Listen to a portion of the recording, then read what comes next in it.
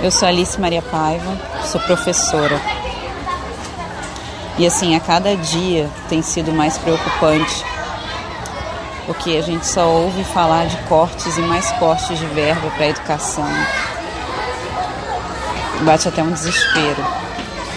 E aí eu me lembro do Darcy Ribeiro, quando ele dizia que a crise na educação brasileira não é uma crise, é um projeto. Eu simplesmente acho que a gente não pode acreditar num país que não investe em educação. Eu te pergunto, sem educação, o que é o ser humano? Meu nome é Luciana Vitor e eu sou professora do ensino fundamental há 25 anos. E essa profissão de professora não sai da gente. Quando a gente não está na escola, a gente está em casa pensando para a escola, mas é tanta falta de estrutura, né? Escola caindo aos pedaços, é falta de material, é aluno violento, é muito complicado, é muito difícil. Às vezes falta papel para a gente aplicar uma prova. E muitas dessas vezes a gente precisa colocar do próprio bolso se quiser conseguir educar.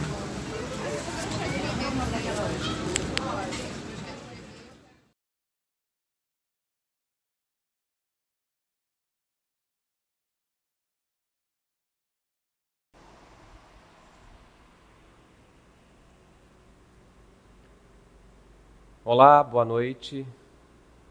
Boa noite. Meu nome é Humberto Arthur Emílio Ernesto Batista. Eu sou o professor substituto de vocês. Ou vocês podem me chamar apenas por professor. Humberto Arthur Emílio Ernesto Batista. O antigo professor de vocês, de História, precisou ser demitido. Nós, da secretaria, recebemos algumas denúncias e achamos mais prudente averiguar. O que há segundos atrás eu achei que pudesse ser uma acusação sem lógica ao meu nobre colega de magistério. E se de fato a minha presença aqui era realmente necessária, agora eu não tenho dúvidas. Essa escola precisa de mim mais do que qualquer uma outra. Bom, vamos começar. Nossa aula é curta, não podemos perder tempo. Por favor, peguem os seus livros de história e abram na página 52. Por favor, peguem os seus livros de história e abram na página 52. Repetindo, abram seus livros de história na página 52. Agora joguem fora. Isso não serve mais.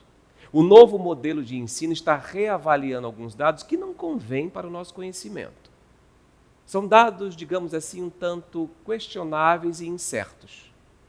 Na aula de hoje, eu vou começar com um tema novo com vocês. Eu não sei exatamente onde é que o antigo professor de vocês parou, mas isso pouco importa. Por favor, se coloquem todos de pé. E vamos recomeçar.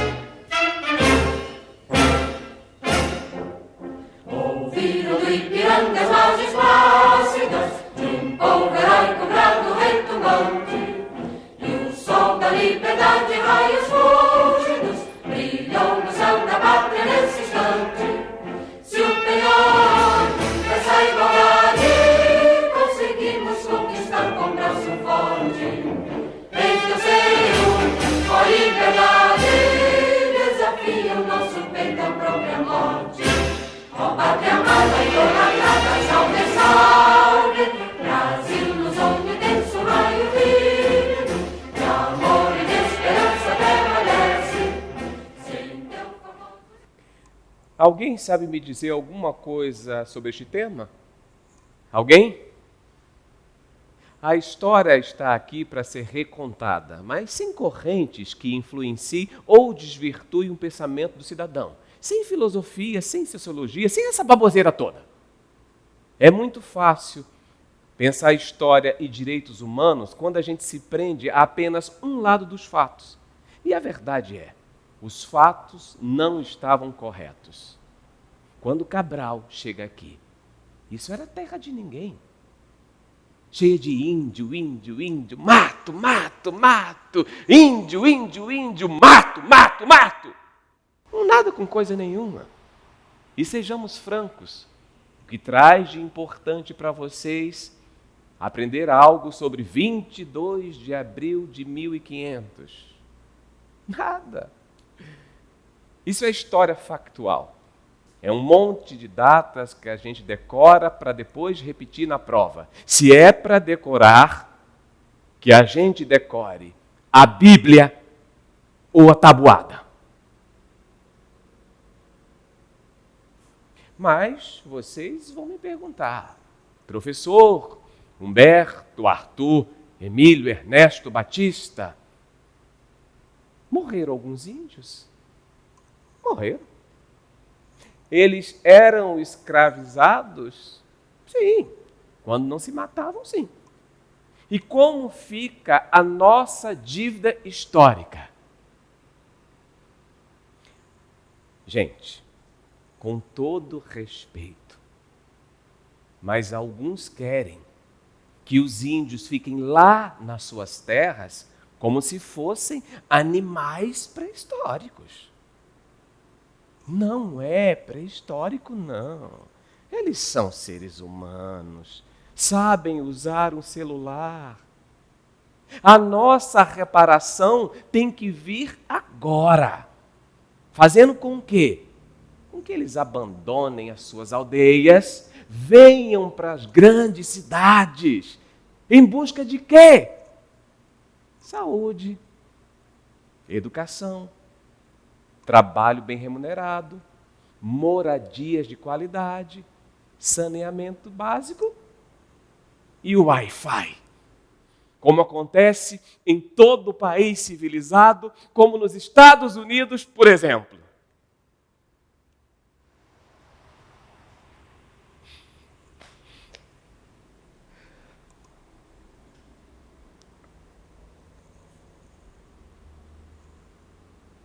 Eu me lembro, quando eu era jovem, quando acreditava ainda no mundo melhor, num país melhor, quando nós saíamos às ruas de caras pintadas, de verde e amarelo, gritando por mudanças.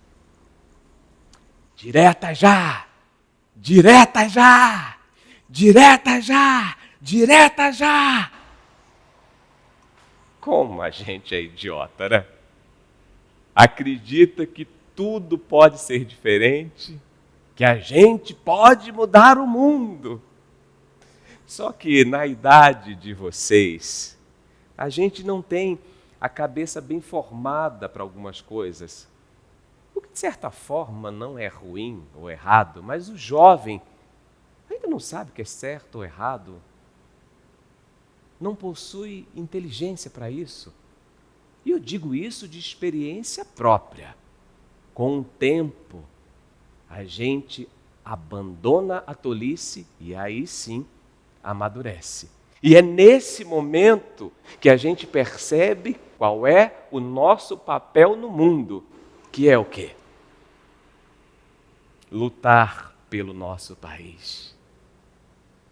Deus no coração. Construir uma família. Comprar uma arma e defendê-la. Mas os jovens não se atentam ao que está acontecendo à sua volta, né? Ficam presos no celular desde a hora que acorda até a hora que vai dormir. Ficam fazendo pesquisas absurdas na internet, ouvindo músicas, trocando áudios, passando mensagens, enviando nudes. Um verdadeiro horror. O único grupo que vocês realmente precisam participar é o da família. Gente, o que eu vou contar para vocês agora não pode ser gravado, registrado em hipótese alguma.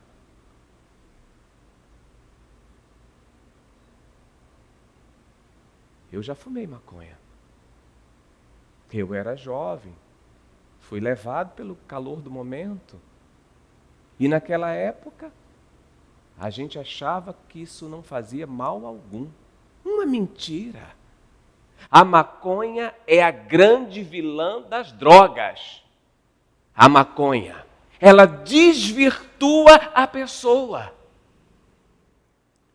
Eu estou olhando aqui nessa sala de aula e estou vendo que temos um bando de maconheirinho presente, né? Vocês estão fodidos. Vai ter revista na porta da escola. As coisas voltaram para o prumo. Não andou na linha, perde ponto. Mas como eu estava falando para vocês, quando eu fumei maconha, eu fiz coisas que eu me arrependo até hoje. Coisas que colocariam a minha carreira, a minha família, até a minha própria vida em risco. Eu nem sei porque eu estou falando isso para vocês, né? Vamos falar sobre outro assunto, algo mais supérfluo, algo mais banal. Para você, ou você, qual é a fantasia que você mais gosta? A minha é: ninguém será submetido a tortura, nem a tratamento ou castigo cruel, desumano ou degradante. Ninguém será submetido a tortura, a tratamento ou castigo cruel, desumano ou degradante. Eu acho isso tão engraçado. Isso de direitos humanos, né? Repitam comigo, por favor. Aqui, direitos humanos. Aqui, humanos, direitos. Vamos lá? Humanos, direitos. Isso. Aqui, direitos humanos para humanos, direitos. Direitos humanos, muito bem, para humanos, direitos. Isso é uma piada. Certamente foi escrito por algum europeu num país de primeiro mundo que não tem 1/3 dos problemas que tem do lado de cá. Isso é um mimimi, é um blá blá blá, é um vitimismo histórico. Querem enfiar a goela abaixo que a gente precisa de política de reparação. Reparação de quê? Que culpa nós temos se no século XXI o país não tenha educação, trabalho e viva à margem da sociedade? Intervalo. Intervalo.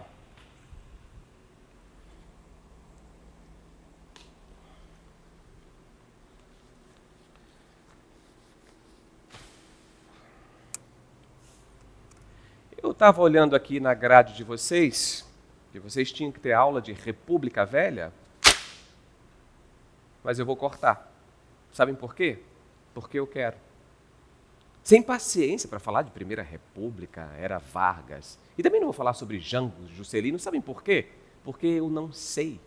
Eu detestava aprender isso na escola. Quanta coisa idiota a gente aprende ao longo da vida. Quem vive de passado é museu. Aliás, mentira, né? O museu pegou fogo. Nem o museu vive mais de passado. Agora, eu acho isso muito bonito, né? O país em cinzas e a fênix renascendo em verde e amarelo.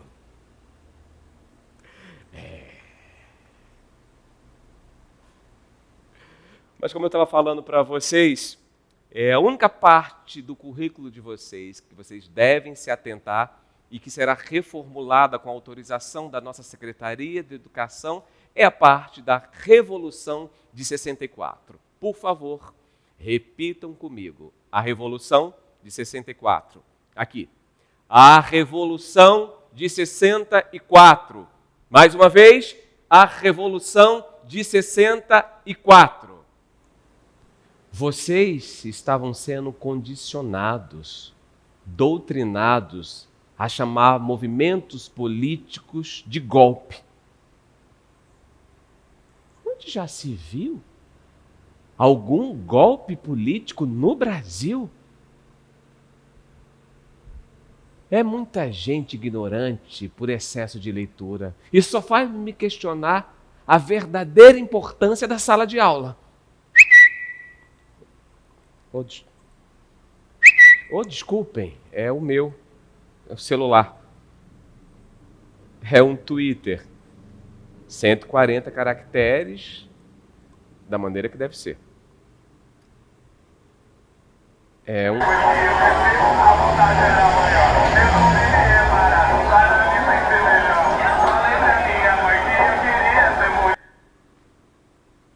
Em algum momento da nossa aula, nós falamos algo sobre educação sexual? Não, então não tem razão de falarmos sobre esse assunto. Voltando à nossa aula, a Revolução de 64 teve até o momento os nossos principais presidentes de Estado. Quais eram eles? Quais eram eles? Muito bem, ninguém responde, mas vocês vão lembrar a partir de agora. Vamos começar pelo mais importante. Castelo Branco. Humberto Castelo Branco. É com ele que se instala o movimento de 64. É praticamente um salvador da pátria. Permite que aconteçam mudanças incríveis para o nosso país.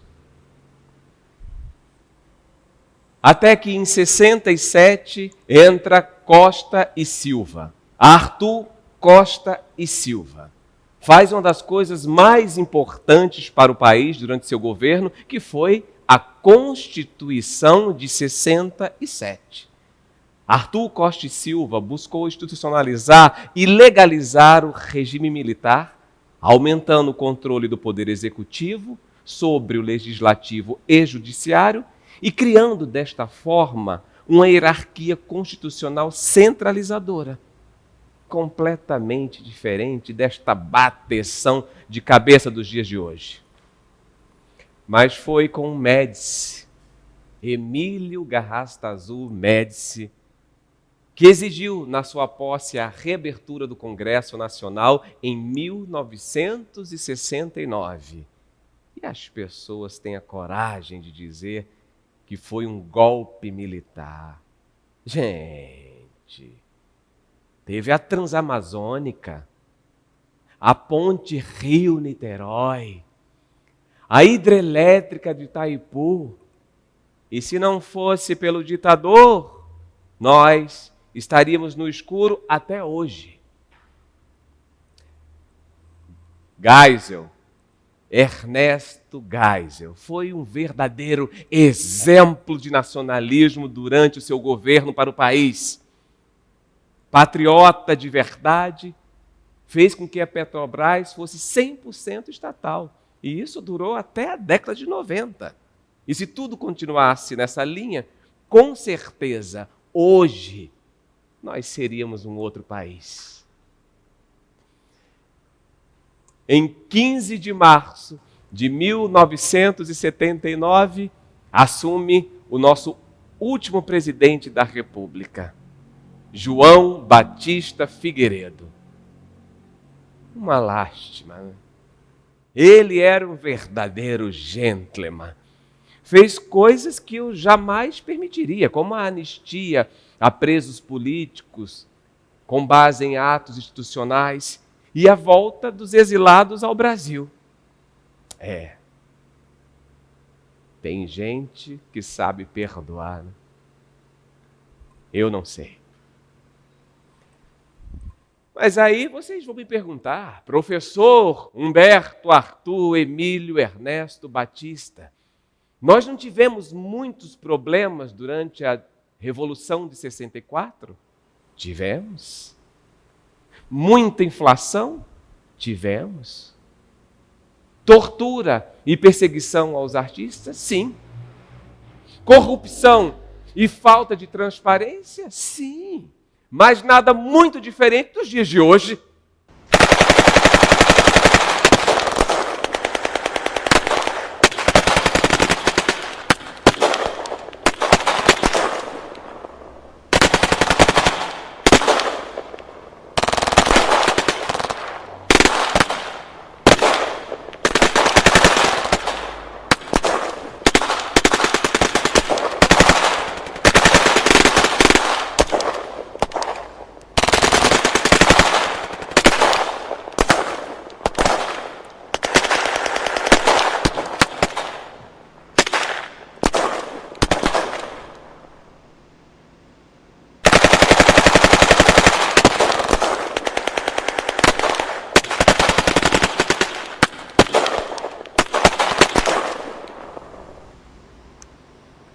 Gente, se era para a gente ter uma vida tranquila, a gente não teria nascido no Brasil.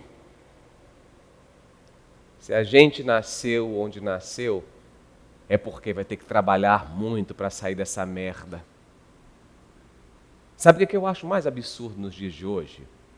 É que um jovem não possa trabalhar desde cedo. Como é que um adolescente pode amadurecer de verdade e virar um adulto se ele só pode trabalhar legalmente a partir dos 18 anos? Eu sei. Você sabe. Todo mundo aqui sabe que com 15 anos ninguém mais é bebê. Eu acho uma hipocrisia essa questão da maioridade penal. Aqui deveria ser como nos Estados Unidos. Cometeu um crime, vai pagar por ele, independente da idade. Isso, para mim, é democracia.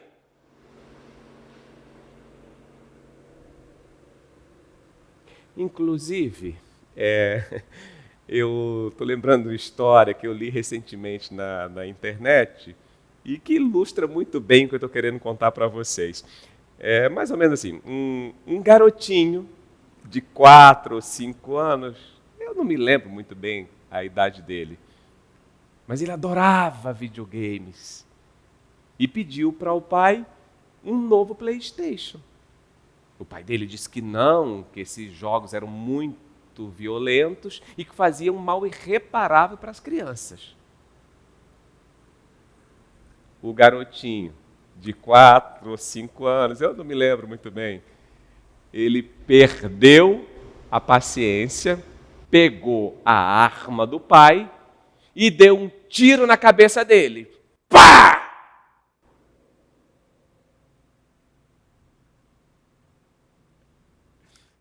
A autópsia concluiu que a morte do pai foi instantânea. Aí vem um monte de gente me questionar. Professor Humberto, Arthur, Emílio, Ernesto, Batista, é por isso que a gente não concorda com a posse de arma para o cidadão de bem. Gente, nesse caso, o problema nunca foi a arma, foi o PlayStation. Quantas histórias ouvimos de atiradores que invadem escolas e saem atirando num monte de gente por conta de uma brincadeira, que hoje todo dia todo mundo chama de bullying. Gente, estamos criando uma geração de gente fraca que não vai aguentar a menor porrada da vida. Eu sou feia, faço uma plástica. Ai, eu sou gorda, emagreça. Ai, eu sou baixa, cresça. Que culpa nós temos se você nasceu assim? E digo mais, se todos os professores estivessem em sala de aula, treinados e armados, muitos desses problemas não teriam acontecido, porque basta um cabo e um soldado na porta de cada escola e tudo está resolvido.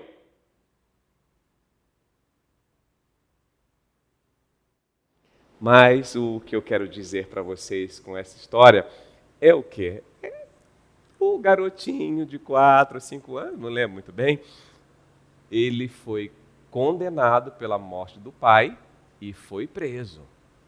E é assim que tem que ser. Crime é crime e tem que ser penalizado.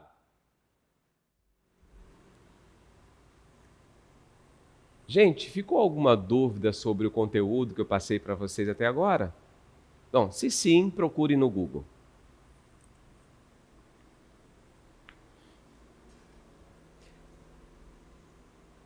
Eu vou passar uma tarefa para vocês, para a próxima aula. Por favor, anotem. Um tutorial que desmistifique alguma teoria conspiratória. Um tutorial que desmistifique alguma teoria conspiratória. Como é para a próxima aula, vocês podem escolher o tema, que pode ser efeito estufa, aquecimento global, 11 de setembro, cloroquina, a facada do mito, não é vírus, é uma gripezinha, terra plana e vaza-jato. Fiquem à vontade para a escolha do tema. Afinal de contas, nós não temos um projeto de educação a seguir. Vamos continuar com a nossa aula, já passamos da metade do tempo. Eu pergunto para vocês, o que é liberdade nos dias de hoje?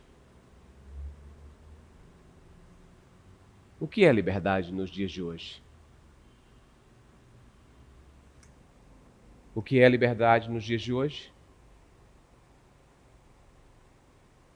A liberdade é um paradoxo.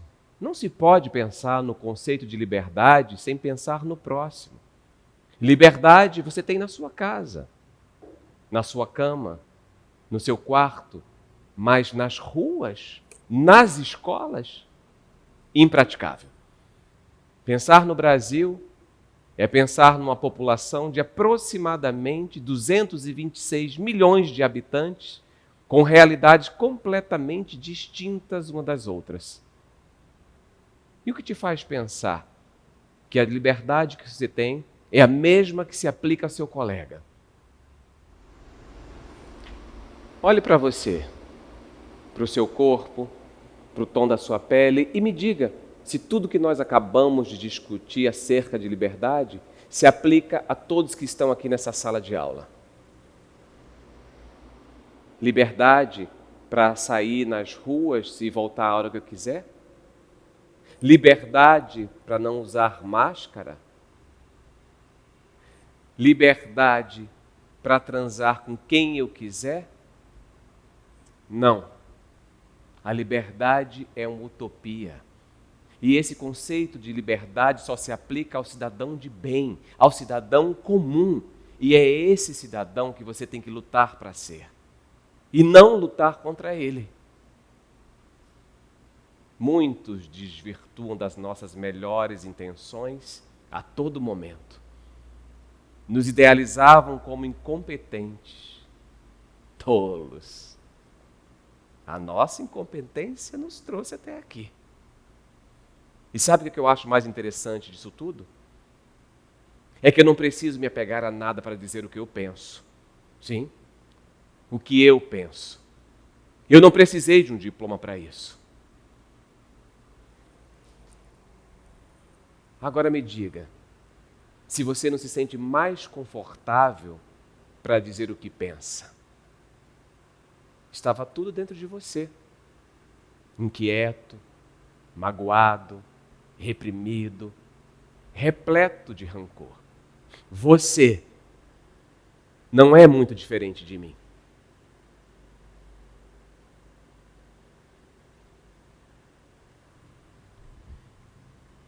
Gente, existe uma visão distorcida de qual deve ser o papel do Estado ou não. Nunca foi o papel da polícia proteger a sua casa, tampouco do Estado prover as suas necessidades básicas. Serviços são bem executados quando se estabelece ampla concorrência. Mas, se existem movimentos políticos que defenderam tanto a legalização do aborto, e eu não quero entrar aqui nesse mérito, porque todos nós sabemos que aborto é crime e dá cadeia. Mas, se existem movimentos políticos legítimos que defenderam tanto a criminalização da homofobia, por quê? Estas mesmas pessoas que defendem tanto liberdade querem interferir no papel do Estado, na vida privada de cada um de nós. Dizer quanto eu devo ganhar, o salário mínimo, como eu devo aplicar o meu dinheiro, o antigo FGTS.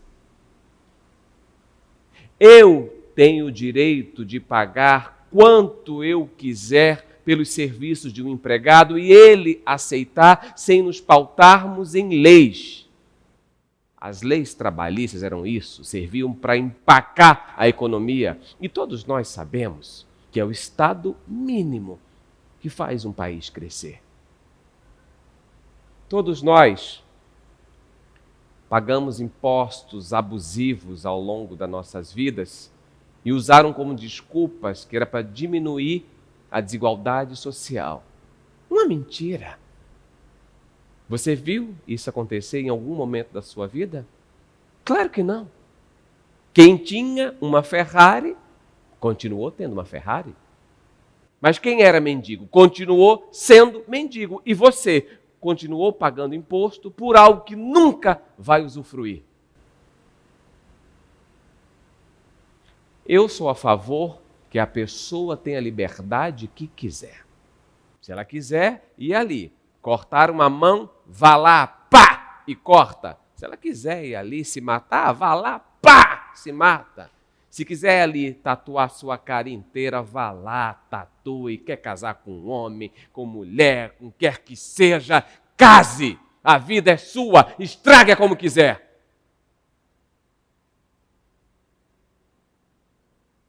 Vocês adoram criticar os grandes, os políticos, e dizer que o problema do Brasil está na capital. É muito fácil. Criticar a falta de honestidade política quando deixamos de analisar que a representamos dentro das nossas microesferas. Quem aqui nunca usou a senha da Netflix do amigo? Quem aqui nunca furou uma fila? Quem aqui nunca comprou uma falsificaçãozinha no camelô? Quem aqui nunca baixou nada no torrent? Quem aqui nunca pediu uma nota fria para a prestação de um serviço? Quem aqui nunca sonegou nada no imposto de renda? Quem aqui nunca molhou a mão de um garçom com R$50 para ser melhor atendido e não viu problema nenhum nisso? Cada imposto sonegado foi uma aposentadoria que não foi paga. E sabe quem é o responsável pelo fim da Previdência Social? Você.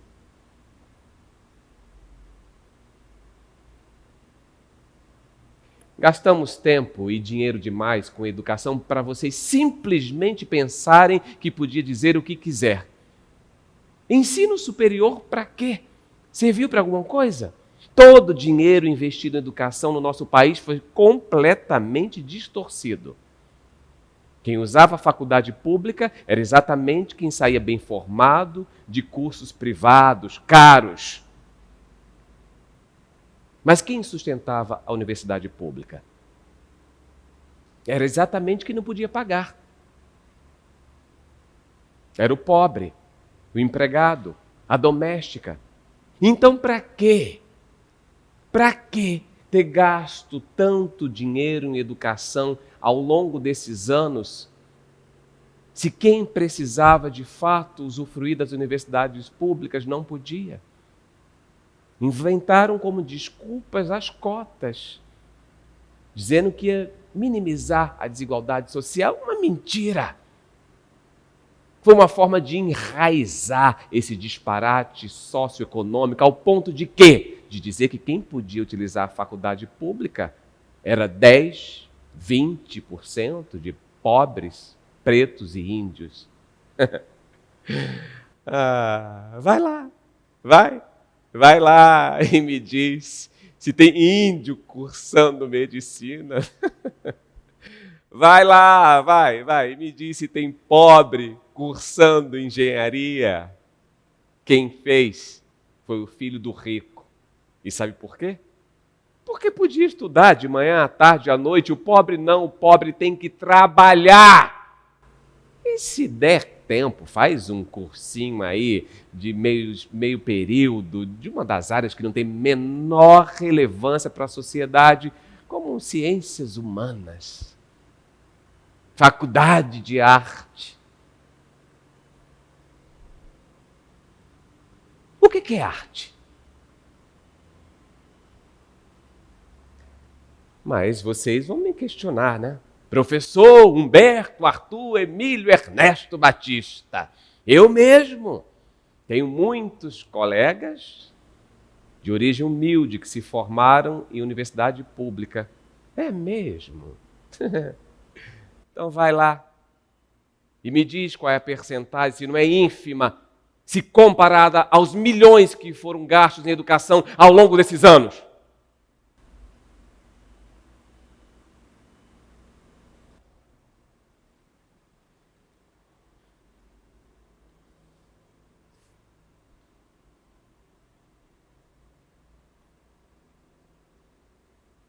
Eu me recordo das manifestações de maio de 2019.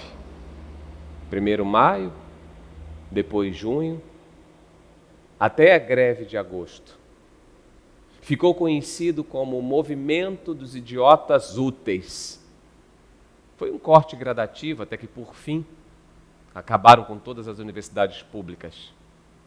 Algumas foram vendidas para a iniciativa privada e outras viraram igrejas.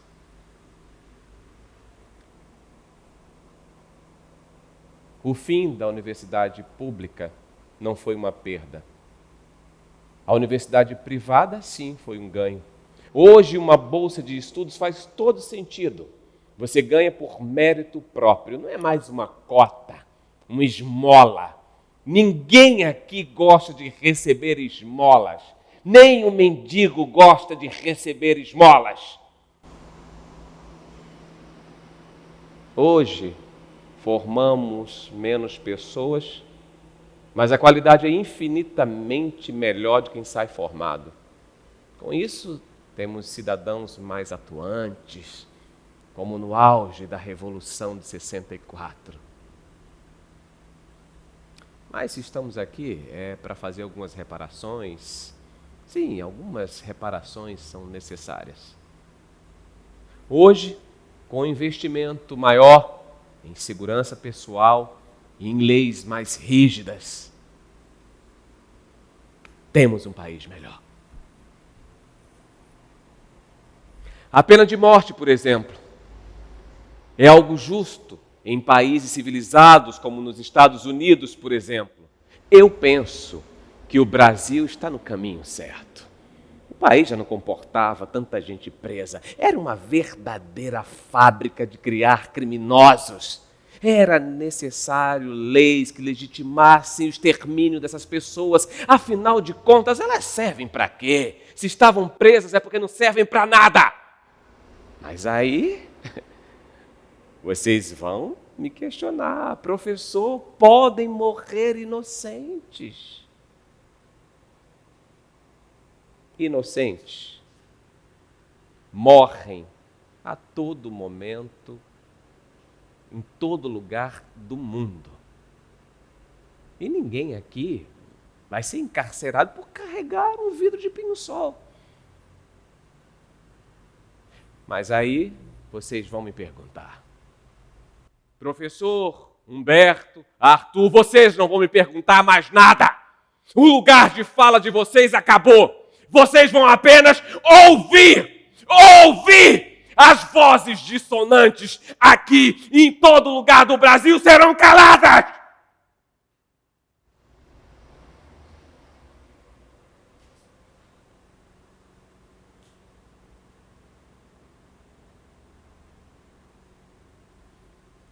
Teste surpresa. Por favor, anotem. Vou ditar o cabeçalho. Colégio Militar Coronel Carlos Alberto Brilhante Ustra. Professor Humberto Arthur Emílio Ernesto Batista. Disciplina História. Data de hoje, 17 de março de 2031. Pergunta número 1. Como você imagina o Brasil daqui a 10 anos? Repetindo.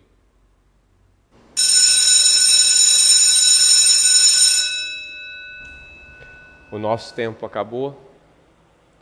Por hoje é só. Vocês estão dispensados.